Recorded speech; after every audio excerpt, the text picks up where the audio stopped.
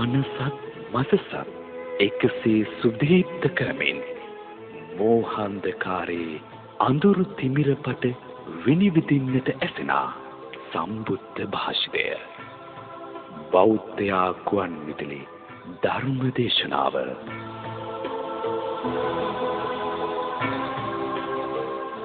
සම්මා සම්බුදු සරණයි සුපින්වත් ඔබ සියලු දෙනාටම බෞද්ධ ගුවන් විදුලිය ඔබ වෙත sannivedanaya කරන දායකත්ව ධර්මදේශනාව පැවැත්වීම උදෙසා අද මෙම උතුම් ධර්ම සභා මණ්ඩපයට වැඩම කොට වදාළ තලවතුගොඩ ශ්‍රී ඥානාරාම භාවනා මධ්‍යස්ථානාධිපති ත්‍රිපිටකාචාර්ය පූජ්‍යපාද මිරහවත්තේ පඤ්ඤාසිරි ගෞරවනීය ස්වාමීන්ද්‍රයන් වහන්සේ අප සියලු දෙනාම එක්ව සාදුනාදයක් පවත්වා පිළිගනිමු. සාදු සාදු සාදු. අවසරයි ස්වාමීන්ද්‍රයන් වහන්සේ. සුබින්වත්නි, අද මෙම උතුම් සද්ධර්ම දේශනාවේ තමන්ගේ සදැහැති දායකත්වයෙන් කටයුතු කරන්නේ යක්කල අඹගස්පිටියේ පදිංචි කමලා සේනාධීර මහත්මිය ඇතුළු එම පවුලේ සුපින්වත් පිරිසයි. එසේනම් සුපින්නතුනි, අපේ සියලු දෙනාම ධර්ම දේශනාව ශ්‍රවණයට මත්ෙන් තිසරණ සහිත පංචශීලයේ සමාදන් වෙමු. ඒ සඳහා සාදුනාදයක් පවත්වා තෙවරක් নমස්කාරය කියමු. සාදු සාදු සාදු. අවසරයි ස්වාමීන්ද්‍රයන් වහන්සේ. නමෝ තස්ස භගවතෝ අරහතෝ සම්මා සම්බුද්දස්ස නමෝ තස්ස භගවතෝ අරහතෝ සම්මා සම්බුද්දස්ස නමෝ තස්ස භගවතෝ අරහතෝ සම්මා සම්බුද්දස්ස.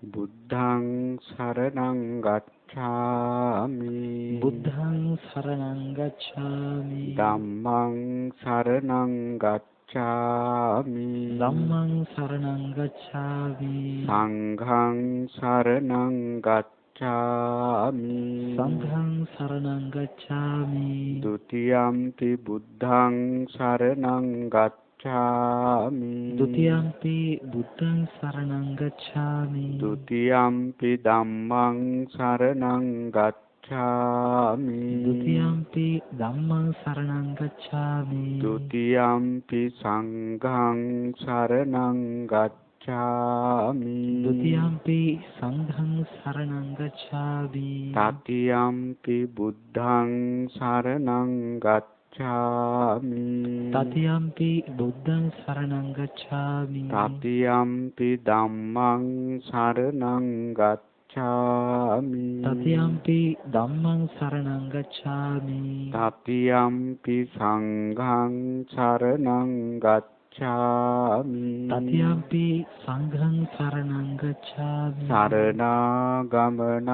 සම්පුන්නං ආමබන්තේ පාණාතිපාතා වේරමණී සික්ඛාපදං සමාදියාමි පාණාතිපාතා වේරමණී සික්ඛාපදං සමාදියාමි අදින්නාදානා වේරමණී සික්ඛාපදං සමාදියාමි අදින්නාදානා වේරමණී සික්ඛාපදං සමාදියාමි කාමේසු මිච්ඡාචාරා වේරමණී සික්ඛාපදං සමාදියාමි කාමේසු මිච්ඡාචාරා වේරමණී සික්ඛාපදං සමාදියාමි මුසාවාදා වේරමණී සික්ඛාපදං සමාදියාමි මුසාවාදා වේරමණී සික්ඛාපදං සමාදියාමි සුරාමේරය මජ්ජපමා දත්තානා වේරමණී සික්ඛාපදං සමාදියාමි සුරාමේරය මජ්ජපමා දත්තානා වේරමණී සික්ඛාපදං සමාදියාමි තිසරණේන සද්දින් පංචශීලං ධම්මං සාදුකං සුරක්ඛිතං කତ୍වා අප්පමාදේන සම්පාදේ තබ්බං ආමබන්තේ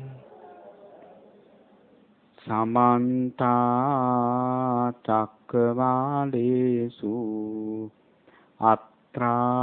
ගච්ඡන්තු දේවතා සද්දම්මං මුනි රාජත්ස සුනන්තු සග්ග මොක්ඛදං ධම්මත් ශ්‍රවණ කාලෝ අයං බදන්තා ධම්මත් ශ්‍රවණ කාලෝ අයං බදන්තා ධම්මත් ශ්‍රවණ කාලෝ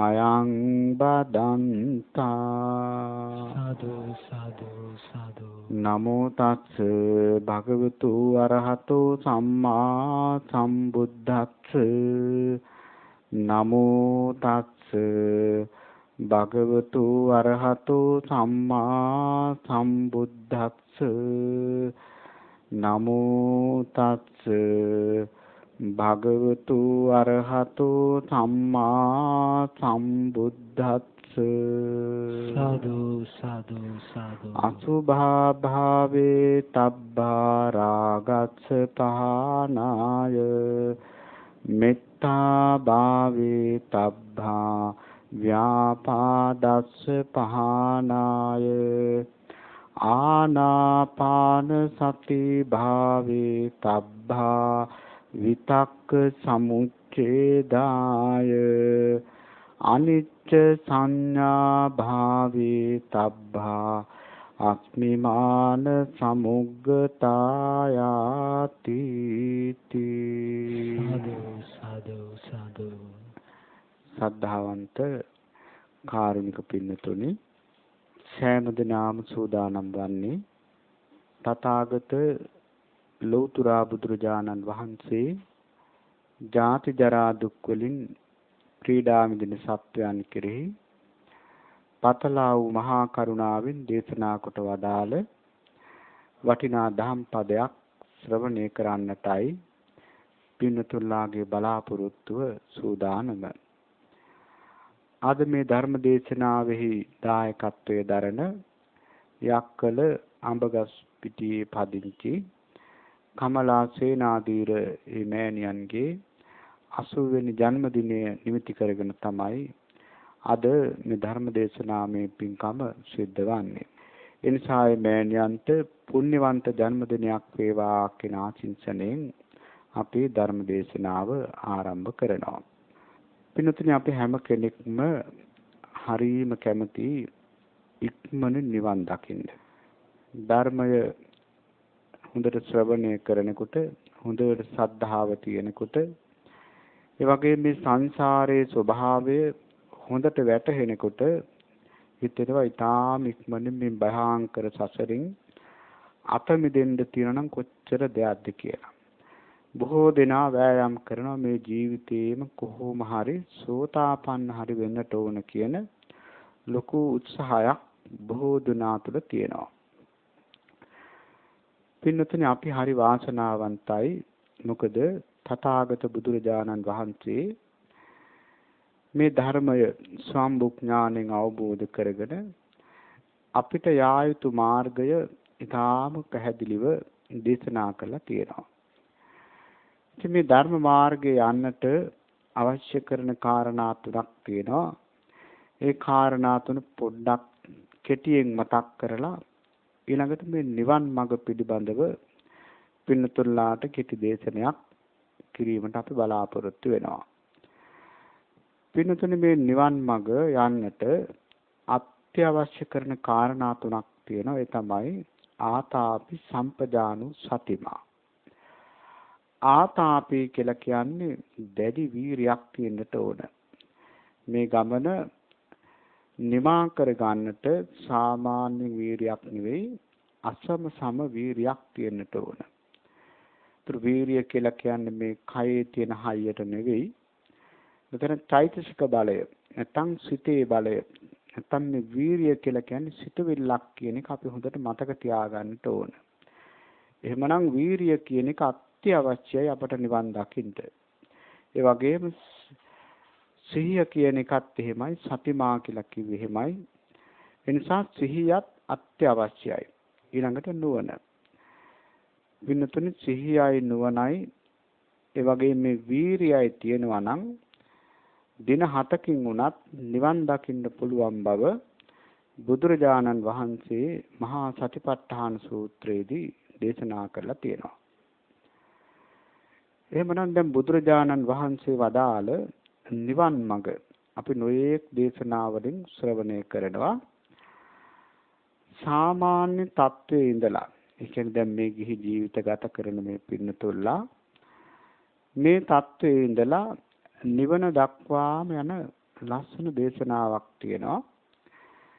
මේ දේශනාව හොඳට පරිශීලනය කරනකොට තේරෙනවා පියවරෙන් පියවර අපිට නිවන සාක්ෂාත් කර ගන්නට මේ දේශනාව ලොකු පිටුහලක් වෙනවා.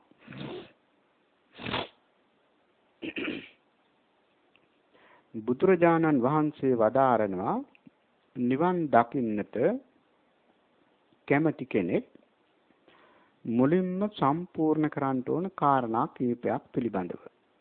එහෙමනම් අර වීරියත් සිහියත් ඒ වගේම නුවණත් තියාගෙන ඊළඟට අපි කරන්නට ඕන කාරණා කීපයක් තියෙනවා.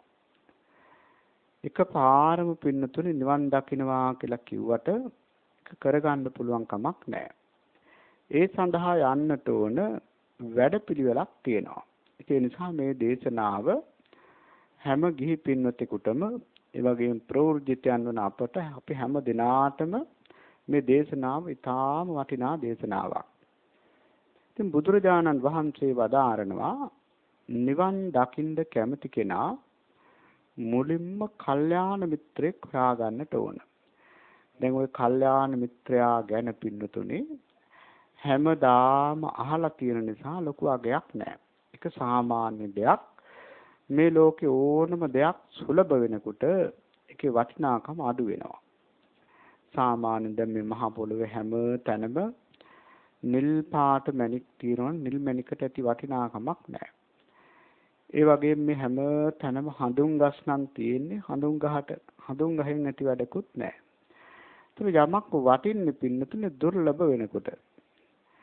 එතකොට දැන් මේ කල්යාණ මිත්‍රයා ගැන වුණත් එහෙමයි. ඉතින් අපිට අපේ පිනට හැමදාම වගේ මේ කල්යාණ මිත්‍රයා ගැන අහන්න ලැබෙනවා. ඒ නිසා අපට මේක ලොකු අගයක් නැහැ. නමුත් කල්යාණ මිත්‍රයෙක් නැතුව මේ නිවන් මඟට ප්‍රවේශ වෙන්න පුළුවන් කමක් නැහැ. දැන් මේ මෙතන බණ අහන හැම කෙනෙක්මත් ඒ වගේම මේ බණ කියන මමත් අපේ ජීවිත දේශ ආපස්සට හැරිලා බැලුවොත් අද අපි මේ තැන ඉන්නේ කල්යාණ මිත්‍රෙක් නිසාමයි. ඒ නිසා පින්නතුනි බුදුරජාණන් වහන්සේ වදාරනවා මේ ජීවිතේම නිවන් දකින්න කැමති කෙනා පළමුවෙන්ම හොඳ කල්යාණ මිත්‍රෙක් හොයාගන්නට ඕන. ඒතර කල්යාණ මිත්‍රයා කියන කෙනා අපි මේ හිතන විදිහේ යාළුවෙක් නෙවෙයි. කල්යාණ මිත්‍රයාගේ ස්වභාවය සූත්‍ර ගණනාවක සඳහන් වෙනවා.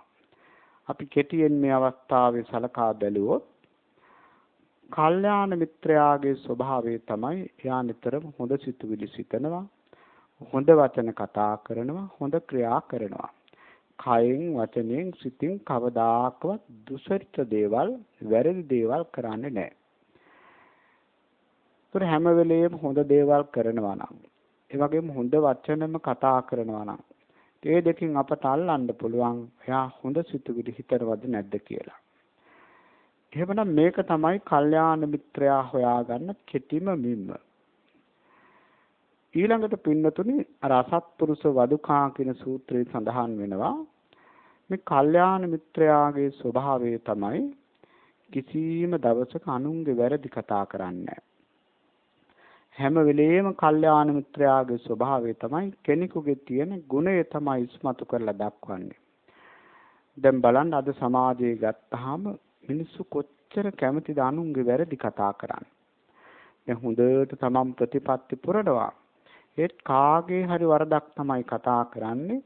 එහෙමනම් අපට යා සත්පුරුෂයෙක්, කල්යාණ මිත්‍රයෙක් කියලා හොයන්න තේරුම් ගන්න පුළුවන් කමක් නැහැ. කල්යාණ මිත්‍රයා පින්නතුනේ අසත්පුරුෂ වදුකා සූත්‍රයේ සඳහන් වන්නේ කවදාකවත් කෙනෙකුගේ අගුණක් කතා කරන්නේ නැහැ. කවුරු හරි ඇහුවොත් කෙනෙකුගේ අහවල් කෙනා මෙහෙම වැරදි කරන කෙනෙක් නේද කියලා ඒක බාගෙට කියන්නේ එහෙම ආරංචියක් තියෙනවා. ඉතින් ඔහොම තමයි සංසාරේ හැටි. ඉතින් ඔය හදා ගන්න පුළුවන් අර ඒ විදිහේ වචන තමයි පාවිච්චි කරන්නේ. හැබැයි කෙනෙකුගේ ගුණයක් ගැන ඇහුවොත් පුදුම විදිහට වර්ණනා කරලා කියනවා. ඉතින් එහෙම අයත් මේ සමාජයේ ඉන්නවා. ඊළඟට කල්යාණ මිත්‍රයාගේ ස්වභාවය තමයි දැන් අසත්පුරුෂයාගේ ස්වභාවය තමයි අනිත් අයගේ වැරදිමයි කතා කරන්නේ. ඉතින් කවුරු හරි ඇහුවොත් පුදුම විදිහට රස කර කර කියනවා. කෙනෙකුගේ ගුණයක් ගැන ඇහුවොත් ඒක කියන්න කැමති නෑ. ඉතින් මේවා තමයි කල්යාණ මිත්‍රයා අසත්පුරුෂයා සොයා ගන්න තියෙන මිම්ම. ඒ අනුව පින්නතුල්ලා හොඳ කල්යාණ මිත්‍රයෙක්, ඒ වගේම කල්යාණ මිත්‍රයන් මේ ගමන සඳහා අත්‍යවශ්‍ය වෙන නිසා හොඳ කල්යාණ මිත්‍රෙක් සොයා ගන්නට ඕන. ඒක තමයි නිවන් දකින්න තියෙන පළවෙනි අංකය. දැන් බලන්න අපි හැමදාම අහලා තියෙන දේ තමයි අර ආනන්ද මාහිමියන් වහන්සේ හිතපු සිතුවිල්ල. ඉතින් මේක ඇහුවට මදි නුවණින් විමසුවොත් අපට තේරෙනවා මේකේ තියෙන වටිනාකම. ආනන්ද මාහිමියන් වහන්සේ හිතුවනේ මේ ශාසනයෙන් භාගයක් අඩක් රඳා පවතින්නේ කල්යාණ මිත්‍රයා නිසා කියලා. නමුත් ඒ වෙලාවේ බුදුරජාණන් වහන්සේ වදාළේ ආනන්ද එහෙම කියන්න එපා. මේකෙන් භාගයක් නෙවෙයි අඩක් නෙවෙයි මුළු සම්මා සම්බුද්ධ ශාසනයම රඳා පවතින්නේ මේ කල්යාණ මිත්‍රයා නිසා කියන එක බුදුරජාණන් වහන්සේ වදාළා. ඒක අපට අදත් හොඳට පැහැදිලි වෙනවා. අපි දැන් ওই සූත්‍ර කියවගෙන යනකොට සූත්‍ර පින්නතුනේ 100ක් අපි කියෙව්වොත් 75ක අනිවාර්යෙන් කල්යාණ මිත්‍රයා ගැන තියෙනවා. ඒකෙන් හොඳට තේරෙනවා මේ කල්යාණ මිත්‍රයා කියන කෙනා කොච්චර වටිනවද කියලා. ඊළඟට බුදුරජාණන් වහන්සේ සුගතෝ වාදය දවසට දෙවතාවක් අනුශාසනා කරනවා. මහණෙනි අප්‍රමාදේන භික්ඛවේ සම්පාදේතාදී වශයෙන් මහණෙනි අප්‍රමාදීව කටයුතු සම්පාදනය කරන්න කල්යාණ මිත්‍ර සම්පත්තිය දුර්ලභයි කියලා උන්වහන්සේ දවසට දෙවතාවක් බලන්න පින්නතුනේ මේ කාරණේ ගැන හොඳට නුවණින් හිතලා අපි වගේ මන්ද ප්‍රඥාවක් තියෙන අයට නෙවෙයි බුදුරජාණන් වහන්සේ මේක දෙවතාවක් මතක් කරන්නේ. සරියුත් මුගලන් ආනන්ද කාශ්‍යප ආදී මේ මහා සංඝ පරම්පරාවෙන් මේ පැවතෙන ඒ උත්තරීතර මුල්ම පුරුකේ ස්වාමීන් වහන්සේලාට තමයි මේ මතක් කරන්නේ. එහෙමනම් අපි වගේ අයට පින්නතුනේ මේක විනාඩියෙන් විනාඩියට මතක් කරන්නට ඕන. ඒ නිසා පින්වත් හැම කෙනෙක්ම හොඳට හිතට ගන්නට හැමදාම මේ කල්යාණ මිත්‍රයා ගැන ඇහුණත් ඒක හරි වටිනවා. එහෙමනම් නිවන් දකින්ට අපි මුලින්ම මෝරන්ට ඕන පළවෙනි කාරණේ තමයි කල්යාණ මිත්‍ර සම්පත්තිය. බලන්න කල්යාණ මිත්‍රයෙක් හම්බුනොත් අපට බණහන්ට ලැබෙන්නේ සත්පුරුෂයෙක් හොයාගෙන යන්න ලැබෙන්නේ. ඉතින් සත්පුරුෂයා නිසානි පින්නතුනේ අපට බණහන්ට ලැබෙන්නේ. මේ බණහන්ට ලැබුණොත් අපේ ශ්‍රද්ධාව ඇති වෙන්නේ. ශ්‍රද්ධා මාත්‍රයක් හරි ඇති වුණොත් අපි නුවණින් විමසන්නේ. නුවණින් විමසන්න පුරුදු වුණොත් තමයි පින්නතුනේ අපිට සති සම්පජාඤ්ඤ දෙක ඇති වෙන්නේ. ඊළඟට අපේ ඉන්ද්‍රිය සංවර වෙන්නේ. කයෙන් වචනයෙන් සිතින් අපි වැරදි නොකරන්නේ. ඒ විතරක් නෙවෙයි පින්නතුනේ සතර සතිපට්ඨාන වැඩෙන්නේ. සත්ත බොජ්ජංග ධර්ම වැඩෙන්නේ. ඒ වගේම විඥා විමුක්ති කියන මේ නිවන සාක්ෂාත් කර ගන්නට අපිට ලැබෙන්නේ මූලිකම දේ තමයි කල්යාණ මිත්‍රයා. එහෙමනම් නිවන් දකින්න කැමති කෙනා කල්යාණ මිත්‍ර සම්පත්තියෙන් මෝරන්නට ඕන. දෙවෙනි එක තමයි පින්නතුනි සීලයෙන් මෝරන්නට ඕන. දැන් බලන්න දැන් ගිහි ජීවිතයක් ගත කරන කෙනෙක් වුණත් මුලින්ම හොඳ කල්යාණ මිත්‍රෙක් හොයාගෙන ඊළඟට සිල්වත්කම කෙනෙක් හොඳට හදා ගන්නට ඕන.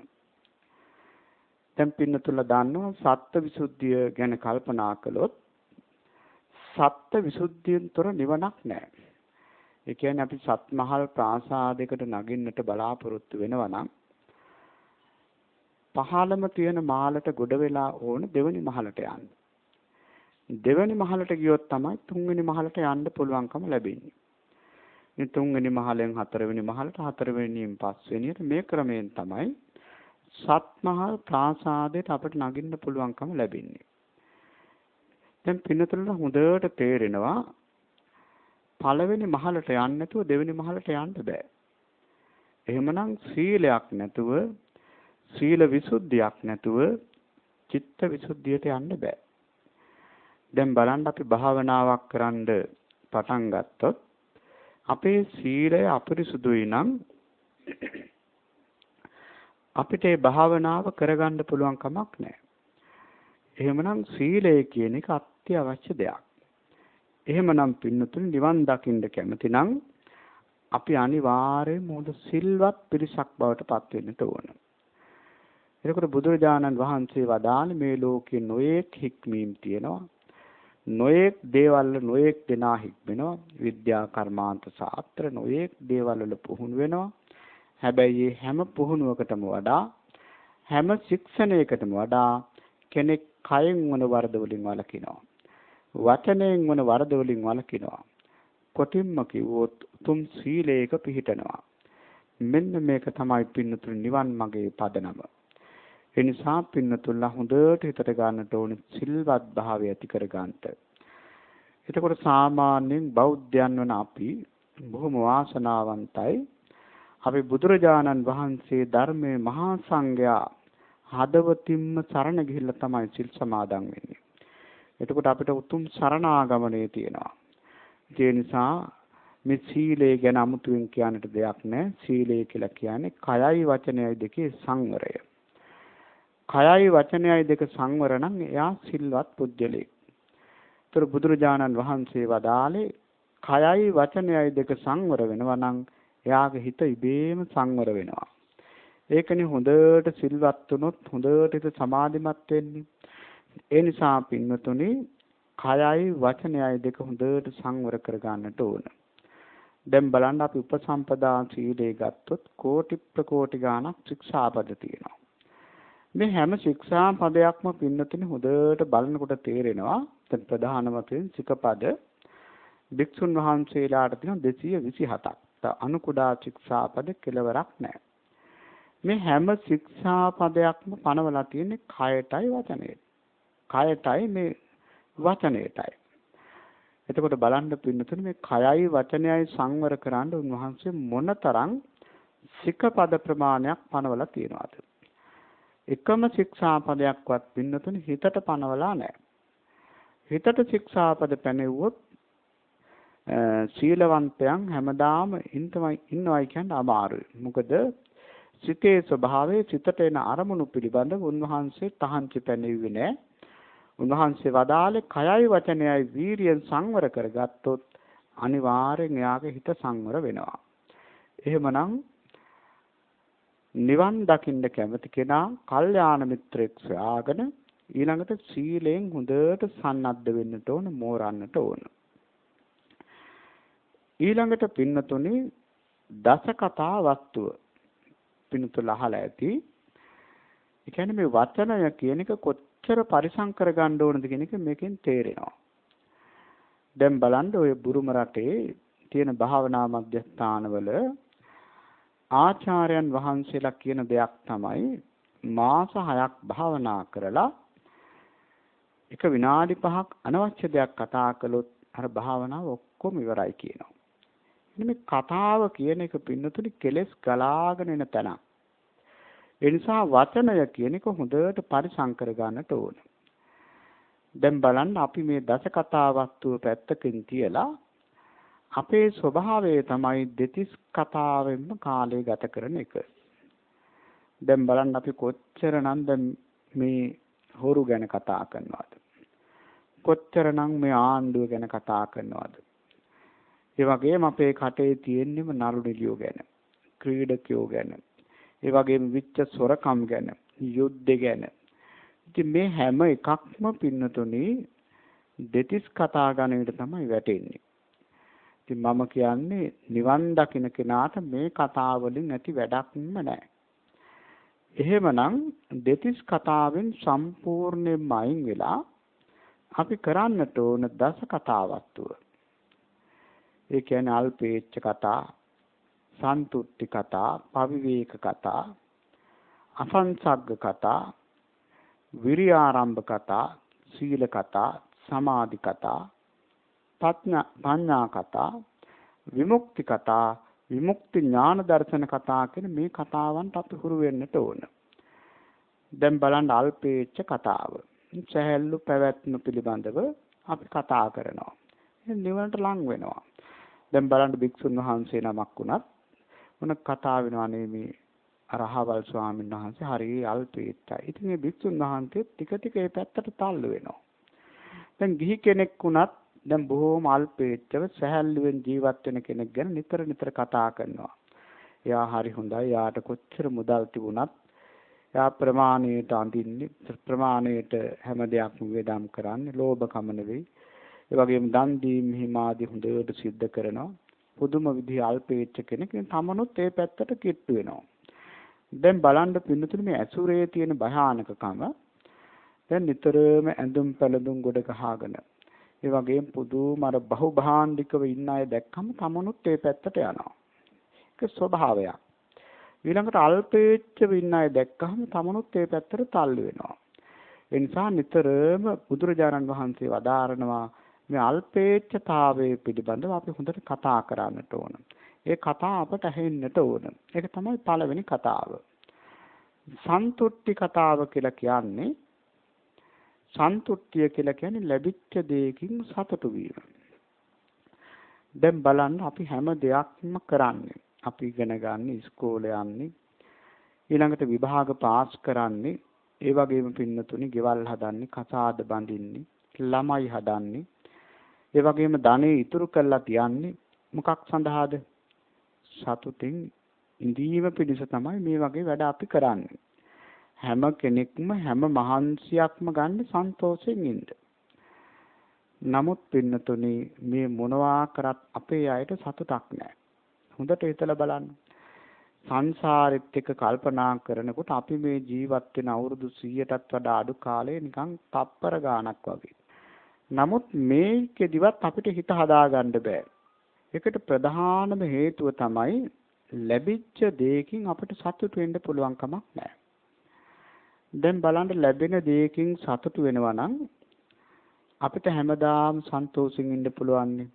දැන් Tamanට රැකියාවක් ලැබුණා, ඒකෙන් සෑහීමකටපත් වුණා. මම මේ කියන්නේ එක තැන ඉන්න කියන එක නෙවෙයි. වීරිය කරන්නට ඕන. හැබැයි ලැබෙන දෙයකින් සතුටු වෙන්නට ඕන. Tamanට ගයක් තියෙනවා නම්, ඒ ගෙදර සියලු පහසුකම් තියෙනවා නම්, තවත් වෙනත් ගයක් ගැන ඔළුවේ තියාගෙන හිටියොත් එතන සතුටක් නැහැනේ. ඒ නිසා පින්නතුනේ මේ ලැබිච්ච දෙයකින් සතුටු වීම හරියම වැදගත් දෙයක්. දැන් බලන්න මේ පින්නතුල අහලා ඇති ඔය ඉස්සර අපේ ලංකාවේ සිද්ධ වුණා උතුම් ධර්ම දේශනාවක්. ඒකට කියනවා ආර්ය වංශ දේශනාව කියලා. දැන් අනුරාධපුරයේ ආර්ය වංශ දේශනාවක් සිද්ධ වෙනකොට මේ දකුණේ සිතුල් පව්වේ ඉඳලා ස්වාමීන් වහන්සේලා දහස් ගාණක් පාගමනින් වඩිනවා ඒ බණ අහන්න. ඒ ධර්ම දේශනාව එළි වෙනකම්ම සිද්ධ වෙනවා. ඒ ධර්ම දේශනාවේ මොනවද අන්තර්ගත වෙලා තියෙන්නේ? මේ චීවර, පිණ්ඩපාත, සේනාසන, භාවනාව කියන මෙන්න මේ කාරණා හතර. ඒ කියන්නේ ලැබිච්ච චීවරකින් සතුටු වෙන්න කියලා දෙනවා. ලැබිච්ච පිණ්ඩපාතකින් සතුටු වෙන්න කියලා දෙනවා. ඒ වගේම ලැබිච්ච සේනාසනකින් සතුටු වීම පිළිබඳවයි මේ කියන්නේ. ඒ වගේම භාවනාවට ඇරිලා ඉඳීමේ ඒ පිළිබඳවයි මේ කියන්නේ. එතකොට බලන්න පින්නතුනි දකුණේ ඉඳලා අනුරාධපුරයට උන්වහන්සේලා පාගමනින්ම වැඩම කරන්නේ ওই දේශනාව අහන්න. මේ වගේ දේවල් අපේ සමහර අයට පුංචි දේවල්. නමුත් පින්නතුනි ওই පුංචි දේවල් වගේ හිතන දේවල් තමයි ගැඹුරුම දේවල් හැටියට අපිට කියන්න තියෙන්නේ. ඒ නිසා එකම පුංචි දෙයක්වත් අපි පුංචි කියලා හිතන එකක්වත් අතහැරලා මේ නිවන් අවබෝධ කරගන්න මාර්ගය සාර්ථක කරගන්නට පුළුවන් කමක් නැහැ. එහෙමනම් සන්තුට්ටි කතාව ලැබිච්ච දෙයකින් සතුටු වීම පිළිබඳ කතාව අපට නිතර ඇහෙන්න ඕනේ. අපි කතා කරන්නට ඕන. අල්පේච්ඡතා, සන්තුට්ඨිතා. ඊළඟට පවිවේකතා. විවේකයේ පිළිබඳව අපි නිතරම කතා කරන්නට ඕන. ඒ කතා ඇහෙන්නට ඕන. දැන් බලන්න හුදකලාව ඉන්නවා නම් ඒක කොච්චර වටිනා දෙයක්ද? ඊළඟට හුදකලාව බණ භාවනා කරනවා නම් විවේකයට ඇලිලා ඉන්නවා නම් පින්නතුනි අපිට මේ යථාර්ථය කරා යන්න පහසුයි.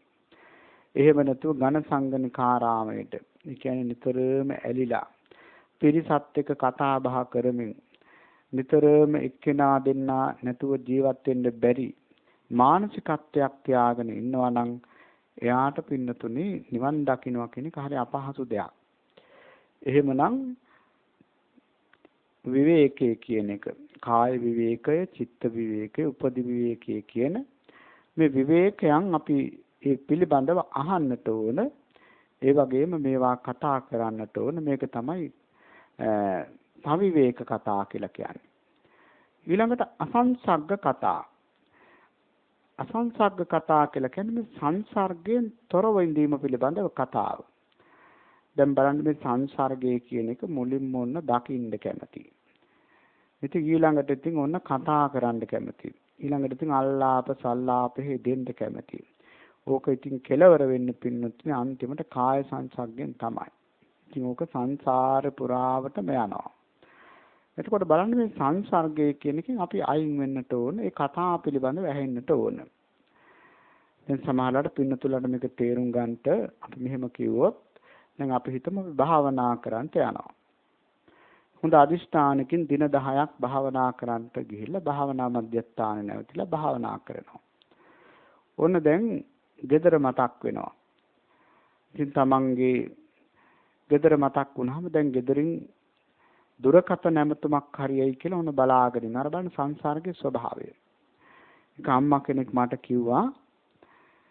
එයා භාවනාවට ගිහිල්ලා ඉතින් ඒ විදිහට අදිෂ්ඨාන පූර්වක භාවනා කළා. දින දෙකක් යනකොට ඔන්න මුණුබුරු මතක් වෙන්න පටන් ගත්තා. දැන් මේකමයි ඔළුවට එන්නේ. gederin දුරකථන නැමතමකුත් නැහැ. ඉතින් මොකද කළේ? මෙයා මට කියන ස්වාමීන් වහන්සේ මගේ බෑග් එකේ හොඳ වෙලාවට මේ පුංචි ළමයි දෙන්නගේ ෆොටෝ එකක් තිබුණා. ඒක බලලා මම සතුටු නැත්තම් මම සෑහීමකටපත් වුණා.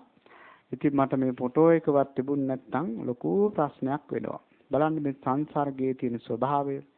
ඒ නිසා පින්නතුනේ අසංසග්ගතාවය මේ සංසර්ගයෙන් තොරව ඉඳීම පිළිබඳව ඒ කතාවට නිතර ඇහෙන්නට ඕන. ඊළඟට අපිට ඇහෙන්නට ඕන විරියාරම්භ කතා, වීරිය පිළිබඳව කතා, සීලේ පිළිබඳව කතා, සමාධිය පිළිබඳව කතා, විමුක්ති ඥාන දර්ශන මේ නිවන පිළිබඳව කතා.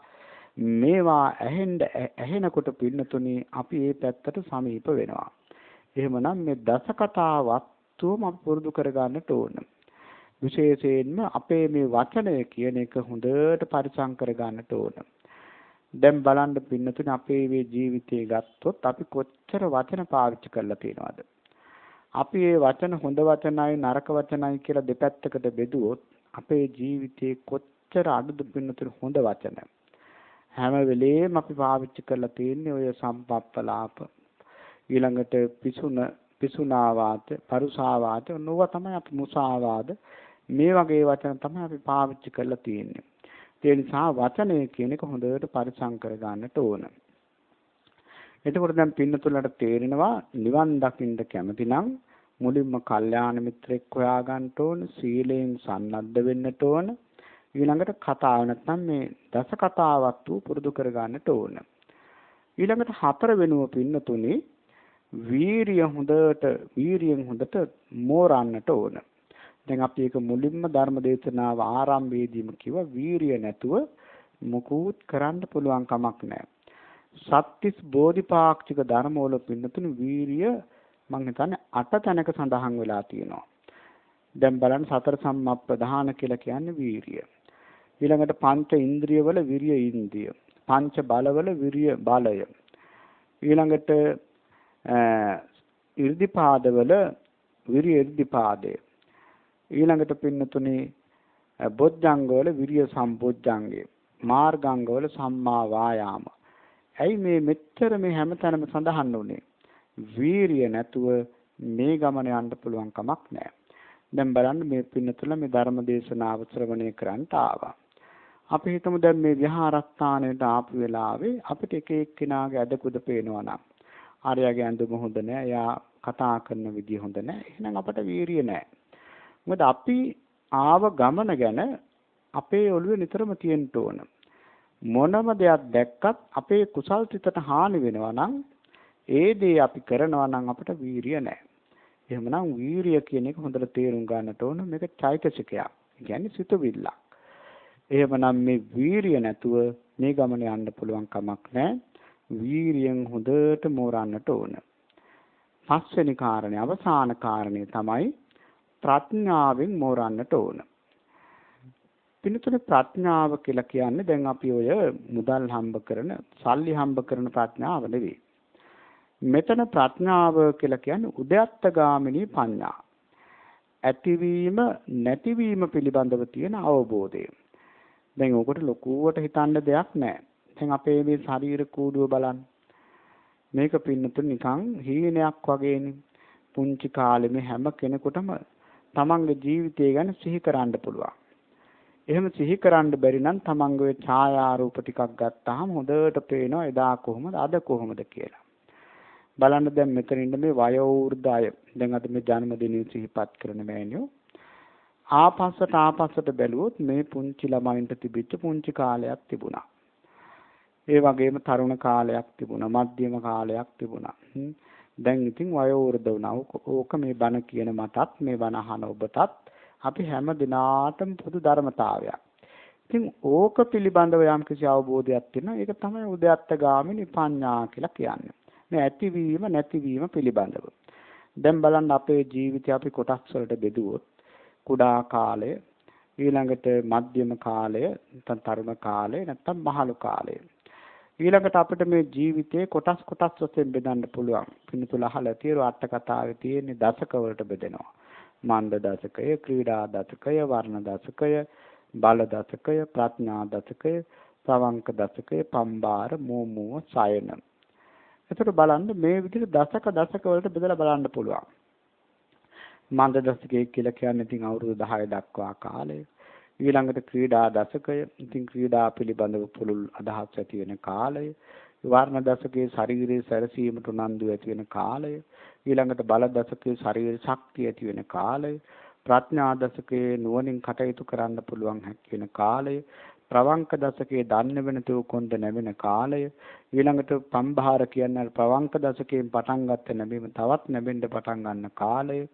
ඊළඟට 6 දශකයේ කියලා කියන්නේ ඉතින් ඔන්න තමන්ගේ හැම රැලි වැටිලා කොණ්ඩේ සුදු වෙලා දත් වැටිලා විශාල විපරීත භාවයකට පත් වෙන කාලය. ඊළඟට මොහොමෝ කියන්නේ පින්නතුනි සිහි මුලාවෙන් ගත කරන කාලය. සයන දශකයේ කියලා කියන්නේ ඇඳේම ගත කරන කාලය. එතකොට බලන්න ඔය ඉර නමට අනිවාර්යෙන් අපි හැමෝම මුණ දෙන්නට සිද්ධ වෙනවා. ඉතින් මෙන්න මේක පිළිබඳව තියෙන අවබෝධය තමයි පින්නතුනි උද්‍යත්තගාමිනී පඤ්ඤා කියලා කියන්නේ. එහෙමනම් මේ ප්‍රඥාව හොඳට තියෙන්නට ඕන. එතකොට බලන්න මේ නිවන් දකින්න අවශ්‍ය නම් මෙන්න මේ කාරණා පහෙන් හොඳට මෝරන්නට ඕන. මොනවද ඒ කාරණා පහ? කල්යාණ මිත්‍ර සම්පත්තිය, සීලය, දසකතා වස්තුව, ඒ වගේම වීරිය සහ ප්‍රඥාව. ඊළඟට මේ කාරණා පහෙන් මෝරලා කරුණු 4ක් දිනු කරන්නට ඕන. එතකොට බලන්න මේ කරුණු 4 දිනු කරාම එයාට අනිවාර්යයෙන්ම නිවන් අවබෝධ කරගන්න පුළුවන්. බුදුරජාණන් වහන්සේ වදාරනවා ඒ කාරණා 4 තමයි අසුභා භාවේ තබ්බා රාගස්ස පහනාය. දැන් මෙයා හොඳට මේ කාරණා වලින් පෝෂිත වෙලා ඔන්න අසුභය පුරුදු කරනවා මොකටද? රාගය නැති කිරීම පිණිස. එතකොට පින්නතුනේ මේ ලෝභය නැත්තම් මේ බැඳීම මේ රාගය නැති කරන්න තියෙන එකම බෙහෙත තමයි අසුභය. අසුභය පුරුදු කරනවා මොකටද? මේ රාගය නැති කරන්න. එතකොට බලන්න මේ සංසාරේ ගැට ගහලා තියෙන පින්නතුනේ මේ රාගයෙන්. එහෙමනම් මේක සිතුවිල්ලක් තමයි. චෛතසිකයක් නේ ලෝභය කියලා කියන්නේ. හැබැයි සිතුවිල්ලක් වුණාට මේ සංසාරේ ගැට ගහලා තියෙන දේ තමයි මේ ලෝභය. එහෙමනම් මේ ලෝභය නැති කිරීම පිණිස ප්‍රතික්‍රියා වශයෙන් අපිට කරන්න තියෙන්නේ අසුභයම පුරුදු කරන්නට ඕන. ඒතර අසුභය පිළිබඳව පින්නතුල්ලා දන්නවා දෙතිස් ගුණපය. ඉතින් මේකෙදි පළමුවෙන් මොළුවට ගන්නට ඕන මේක ගිහි පැවිදි ભેදයක් නෑ. අපි කාටත් මේක හොඳ භාවනාවක්. මේ ශරීරයේ කොටස් 32ක් බුදුරජාණන් වහන්සේ දේශනා කරලා තිනවා. කෙස්ලොම් නියදත් සම්මස් ආදී කොට ඇති. ඉතින් මේවා පිළිබඳව නුවණින් සලකමින් අසුභ භාවනාව ප්‍රගුණ කරන්නට ඕන. අසුභය පුරුදු කරන්න පින්නතුනි රාගය දුරු කර ගැනීමට අවස්ථාව ලැබෙනවා. ඊළඟට මෙත්තා භාවයේ තබ්බා ව්‍යාපාදස්ස පහනාය. මෛත්‍රිය දිනු කරන්න කියන මොකටද? ව්‍යාපාදේ තරහව නැති කරන්න. දැන් බලන්න අපේ ජීවිතේ ගත්තොත් උදේ ඉඳලා රෑ වෙනකන් අපිට තියෙන ඇලීමයි ගැටීමයිනේ. ওই දෙක තමයි තියෙන්නේ අපිට. ඉතින් මෝහය ওই දෙකටම සම්බන්ධ වෙනවා. එතකොට අපිට ප්‍රධාන ක්ලේශ දෙක තමයි මේ ඇලීමයි ගැටීමයි. එහෙමනම් ඇලීම අඩු කරන්න අපි අසුබය පුරුදු කරනවා. ගැටීම නැතිකරන්න මෛත්‍රිය ප්‍රගුණ කරනවා. එතකොට බලන්න පින්නතුනි මෙත්තා වඩනකොට අපේ තියෙන මේ ද්වේෂය තරහව නැති වෙලා යනවා. මේ ද්වේෂය තියාගෙන අපිට මේ ගමන යන්න බෑ. අන්තික මේ ද්වේෂය හරීම භයානක අකුසලයක්. මොකද පංචානන්තරිය පාප කර්ම පහම සිද්ධ වෙන්නේ මේ තරහව නිසා. අම්මා මරන්නේ තරහ නිසා, තාත්තා මරන්නේ තරහ නිසා, රහතන් වහන්සේ මරන්නේ තරහ නිසා, බුදුරජාණන් වහන්සේගේ ලෝය සොලවන්නේ තරහ නිසා, සංඝ බේදය කරන්නේ තරහ නිසා. ඉතින් මේ පාප කර්ම පහ සිද්ධ වුණොත් කවදාවත් ඊළඟ ජීවිතේ යාට සුගතිගාමී වෙන්න පුළුවන් කමක් නැහැ. ඒක හොඳම උදාහරණය තමයි අජාසත් රජුරු පුහුදුන් ශ්‍රද්ධාවන්තයන්ගෙන් අග්‍රතානාන්තර ලැබුවත් එයාට අපායෙන් ගැලවෙන්න පුළුවන් කමක් ලැබුණේ නැහැ. මේ ආනන්තරීය පාප කර්මයක් සිද්ධ වෙච්ච නිසා. එහෙමනම් පින්නතුනේ මේ ද්වේෂය කියන එක හරි භයානක එකක්. මේක අඩු කරගන්න තියෙන එකම බෙහෙත තමයි මෛත්‍රිය. ඊළඟට බුදුරජාණන් වහන්සේ වදාරනවා ආනාපාන සති භාවයේ තබ්බා විතක්ක සමුච්ඡේදාය. දැන් බලන්න පින්නතුනේ අපේ සිත හරීම විප්සිතයි. විප්සිතව ඉඳගෙන යථාර්ථය කරා යන්න බෑ. දැන් බුදුරජාණන් වහන්සේගේ බොහෝ සූත්‍ර දේශනාවල සඳහන් වන්නේ කොහොමද?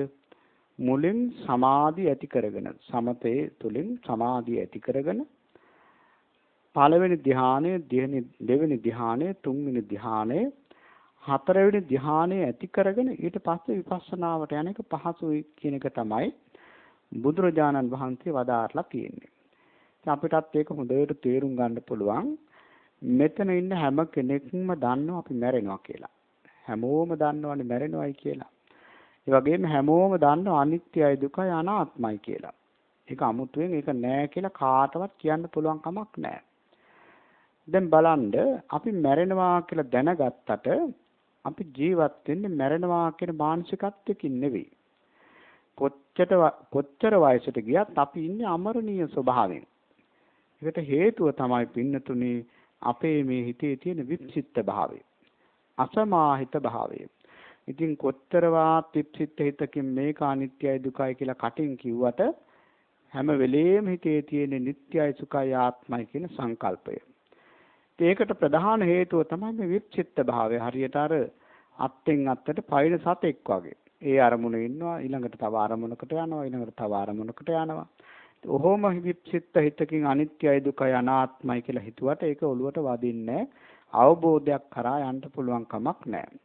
එහෙමනම් අපට තේරෙනවා දැන් අපි හිතමු විප්සිත හිතකින් අපි පත්තරයක් කියවනවා.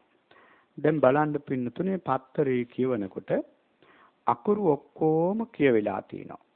නමුත් ඒ අදහස් කිසිම අදහසක් ඔළුවට ගිහිල්ලා නැහැ. බලන්න එතකොට ඒකෙන් තේරෙනවා හිත විප්සිත වුණාම මේ කියවන පොතක තියෙන දෙයක්, පත්‍රයක තියෙන දෙයක් ඔළුවට යන්නේ නැත්නම් කොහොමද මේ අනිත්‍ය දුක්ඛ අනාත්ම ඔළුවට යන්නේ? එහෙමනම් බුදුරජාණන් වහන්සේ වදාරනවා අනිවාර්යයෙන්ම හිත තැම්පත් කරගන්නට සමත භාවනාවකට යන්නට ඕන. ඒක ආනාපාන සති භාවයේ තබ්බා කියලා කියන්නේ මේ විප්සිත හිත තැම්පත් කරන්න තියෙන හොඳම භාවනාවක් තමයි ආනාපාන සති භාවනාව. ඒකට ආනාපාන සති භාවනාව කියලා කියන්නේ මේ ලෝකයේ බුදුරජාණන් වහන්සේ වදාළ මහා පුරුෂ භාවනාව. ඒ කියන්නේ මේ ලෝකේ යම් තාක් බුදුරජාණන් වහන්සේලා පහළ වුණා නම් ඒ සෑම බුදු කෙනෙක්ම ලෞතුරා බුද්ධ රාජ්‍යයටපත් උනේ ආනාපාන සමාධිය වඩලා. එහෙමනම් පින්නතුනේ අපේ මේ හුස්ම රැල්ල දෙස බොහොම සිහියෙන් බලාගෙන ඉඳීම තුළින් ඒ ඇති වෙන සමාහිත භාවය තුළින් තමයි යථාර්ථය කරා යන්නට පහසු වෙන්නේ. ඒ නිසා බුදුරජාණන් වහන්සේ වදාරනවා ආනාපාන සතිය ප්‍රගුණ කරන්න. මොකටද? විතර්ක නැති කරන්න, වික්ෂිප්ත භාවය නැති කරන්න. ඒ නිසා පින්නතුල්ලා ආනාපාන සති භාවනාව පිළිබඳව ඕනතරම් කරුණු කාරණා අහලා තියෙනවා. ඉතින් මේක ඉඳගෙනම කරන භාවනාවක්, වෙනත් භාවනා වගේ ඇවිදිමින් ඒ වගේම වෙනත් ඉරියව්වලදී කරන්න පුළුවන් කමක් නැහැ. මේ භාවනාව කරන්ට අනිවාර්යයෙන්ම වාඩි වෙන්න ඕන. ඒ වගේම උඩුකය කෙලින් තියාගෙන බොහොම සැහැල්ලුවෙන් මේ හුස්ම රැල්ල දෙස හිත යොමාගෙන කරන භාවනාව තමයි ආනාපාන සති භාවනාව කියලා කියන්නේ. ඉතින් මේ ආනාපාන සති භාවනාව වඩන්නට සිහිය හොඳට අත්‍යවශ්‍යයි. සිහිය නැති කෙනාට මේක ටිකක් කරන්න අමාරුයි. ඉතින් හිතේ වික්ෂිප්ත භාවය නැති කරගන්නට ආනාපාන සතිය පුරුදු කරන්න කියන එක බුදුරජාණන් වහන්සේ අපට මහා කරුණාවෙන් කියා දීලා තියෙනවා. අවසාන කාරණය තමයි අනිත්‍ය සංඥා භාවයේ තබ්බා අක්නිමාන සමුග්ගතාය. ඒ කියන්නේ පින්නතුනේ මම කියන සංඥාව නැතිකරන්න, මගේ කියන සංඥාව නැතිකරන්න, නැත්තම් මේ මාන්නේ නැතිකරන්න අනිත්‍ය සංඥාව ප්‍රගුණ කරන්නට ඕන. එතකොට දැන් බොහෝ දෙනා අහන දෙයක් තමයි කොහොමද මේ සක්කාය දිට්ඨිය නැති කරන්න කියලා. මේ සක්කාය දිට්ඨිය නැත්නම් මේ ආත්ම සංඥාව මේ ප්‍රපංච නැතිකරන්න අනිත්‍ය සංඥාව ප්‍රගුණ කරන්නට ඕන. ඒක පින්නතුනේ සාමාන්‍ය එක මොහොතක් කරලා හරියන්නේ නැහැ. කාලයක් නිතරම ඔළුවේ තියාගෙන මෙනෙහි කරන්නට ඕන. අනිත්‍යතාවය අවබෝධයෙන්ම දකින්නට ඕන. යමක් අනිත්‍ය නම් ඒක ඒකාන්තයේ දුකයි කියන අවබෝධය අපට තියෙන්නට ඕන. යමක් අනිත්‍ය නම් දුක නම් ඒක මගේ ආත්මය කියලා ග්‍රහණය කරන්න බෑ කියන ඒ සංකල්පය අපේ ඔළුවේ තියෙන්නට ඕන. ඉතින් මේ ප්‍රපංචවල ස්වභාවය තමයි ප්‍රපංච කියලා කියන්නේ තණ්හා දිට්ඨිමාන කියන මේවා. අපි කොච්චර අනිත්‍ය ගැන හිතුවත් ඇතුලෙන් කියනවා නෑ මොකද්ද නිට්ටය ස්වභාවයක් තියෙනවා කියලා. දැන් කොච්චරවත් අනාත්ම සංඥාව ගැන ඇහුවත් Tamanට හිතෙනවා නෑ මේකේ ආත්මයක් තියෙනවා කියලා. ඒ ප්‍රපංචවල හැටි. ඉතින් මේ ප්‍රපංච මර්ධනය කිරීමට තියෙන එකම බෙහෙත තමයි පින්නතුනි අනිත්‍ය සංඥාම ප්‍රගුණ කිරීම. එහෙමනම් දැන් බලන්න මේ සූත්‍රය පියවරෙන් පියවරට අපේ ජීවිතයට සම්බන්ධ වුණොත් අනිවාර්යයෙන්ම මේ ජීවිතයේදී අපට මාර්ගඵල ලබන්න බැරි කමක් නැහැ. හැබැයි පින්නතුනේ සඳහා පාරමී ශක්තියක් අවශ්‍යයි. කවුරු කොහොම කිව්වත් පාරමිතාවන් පිළිලා නැත්නම් අපට නිවන් අවබෝධ කරගන්න බෑ. නමුත් අපේ පාරමී පිළිලා තියෙනවද කියලා අපි දන්නේ නැහැ. ඒ නිසා අවශ්‍ය වන්නේ මේ වැඩපිළිවෙල. එහෙමනම් පින්නතුලා හොඳට හිතට ගන්නට ඕන මේ ජීවිතේම නිවන් අවබෝධ කර ගන්නට නම් අපි මේ කරන උත්සාහය කවදාකවත් අපත යන්නේ නැහැ.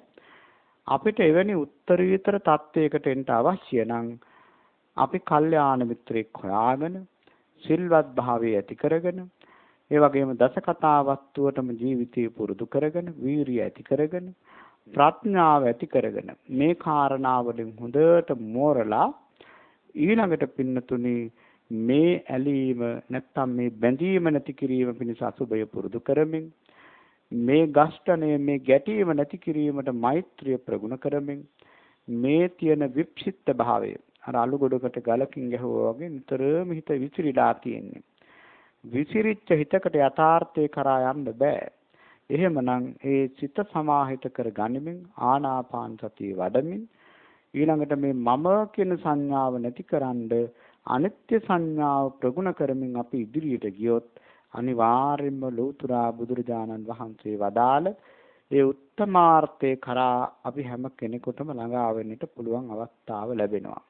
ඉතින් පින්නතුනේ මේ බණ අහනවා වගේම මතක තියාගන්නවා වගේම මේකෙන් ප්‍රතිඵල අඩු වෙන්නේ නුවණින් විමසීම කියන එක අපේ අයට ටිකක් අඩුයි. නුවණින් විමසීම නැතුව මේකෙන් හොඳ ප්‍රතිඵල ලබන්න පුළුවන් කමක් නැහැ. එhmenan යෝනිසෝ මනසිකාරයත් හොඳට ඇති කරගෙන අපි මේ ධර්මයේ මේ දේශනා කරපු මේ පැයකට ආසන්න කාලයක් මේ වදාළ ධර්ම දේශනාවම තමන්ගේ ජීවිතයට ගලපගත්තොත් අනිවාර්යයෙන්ම විශාල සැනසෙල්ලක් කරා මේ පින්වත් හැම දිනාටම යන්නට අවස්ථාව ලැබෙනවා. ඒ නිසා මේ පින්වත් හැම කෙනෙකුටම වහවහාම නිවන් අවබෝධ කර ගැනීමට මේ දේශනාව උපකාර වේවා කියලා ප්‍රාර්ථනා කරනවා. අද මේ ධර්ම දේශනාවෙහි දායකත්වයේ දරන යක්කල අඹගස්පිටියේ පදිංචි කමලා සේනාධීර උපාසිකා මාතාවගේ 80 වෙනි ජන්මදිනය නිමිති කරගෙනයි අද මේ ධර්ම දේශනාවේ පින්කම සිද්ධ වන්නේ. ඒ නිසායි මෑණියන්ට පුණ්‍යවන්ත ජන්මදිනයක් වේවා. වැඩියෙන් ප්‍රතිපත්ති ධර්මයන් සපුරා ගැනීමට තුරුණුවන්ගේ ආශිර්වාදය ලැබේවා. නිවන දක්වාම මේ කුසල් උපකාර වේවා කියලා ප්‍රාර්ථනා කරනවා. ඒ වගේම අවුරුදු 4කට පෙර අභාවයට පත් ස්වාමි පුරුෂයා වන පාලිත සමරසිංහ මහත්මයාට, ඒ වගේම අවුරුදු 27කට පෙර අභාවයට පත් රාජේන්ද්‍ර සුදර්ශන් සමරසිංහ පුතුණුවන්ට, ඒ වගේම රටදැය වෙනුවෙන් දීපිතු පූජිත චන්ද්‍රකුමාර අතුකෝරාල ඥාති පුතුණුවන්ට, ඒ වගේම ගලයායේ පදිංචි ඉඳලා නැති අභාවයටපත් පාඨශාලාචාර්ය ලලිත් සේනාධීර ඥාති පුතුණුවන්ට, ඒ වගේම කුරවලාන පදිංචි ඉඳලා අභාවයටපත් සීමන් සිඤ්ඤෝ උපාසක මහත්මයා, ජේන්නෝනා උපාසික මාතාව කියන මේ අභාවයටපත් සියලුම දෙනාට මේ සම්බන්ධ වෙන පින්නතුල්ලා නමින් අභාවයටපත් සියලු ඥාතීන්ට, ඒ වගේම දේශකයන් වහන්සේට, බෞද්ධ නාලිකාවේ නිර්මාතෘ දරණාගම කුසල ධම්ම නායක මහමියන් වහන්සේ ප්‍රධාන කාර්ය මණ්ඩලයේ සෑම දිනාටම සිත පතනවා. ඒ වගේම මේ සම්බන්ධ වන සියලුම දෙනාට සිත පතනවා. දෙවියන් සහිත සමස්ත ලෝකයාටම අපි හැම දිනාටම ජාති ආදී දුකින් අත මිදී උතුම් අමා මහ නිවන් පිණිසම මේ කුසල් උපකාර වේවා කියලා කවුරුත් ප්‍රාර්ථනා කරගනිමු. ආකාසට්ඨා ච බුම්මට්ඨා දේවා නාග මහිද්దికා පුඤ්ඤන්තං අනුමෝදිත්වා තිරං රක්ඛන්තු ශාසනං තිරං රක්ඛන්තු දේශනං තිරං රක්ඛන්තු මං පරන්ති. සාදු සාදු සාදු. ඒ උතුම් වූ සද්ධර්ම දේශනාව පවත්වා වදාළ තලවතුගොඩ ශ්‍රී ඥානාරාම භාවනා මධ්‍යස්ථානාධිපති ත්‍රිපිටකාචාර්ය පූජ්‍යපාද මිරහවත්තේ පඤ්ඤාසිරි ගෞරවනීය ස්වාමීන්ද්‍රයන් වහන්සේට ස්වාමීන්ද්‍රයන් වහන්සේ සිදු කරන්නා වූ මේ උතුම් ශාසනික මෙහෙය තවත් চিරාත් කාලයක් සිදු කිරීමට අවශ්‍ය ශක්තිය ධෛර්යය නිදුක් නිරෝගී චිරජීවනය ලැබේවායි අප සියලු දෙනාම එක් ප්‍රාර්ථනා කරමු. සාදු සාදු සාදු.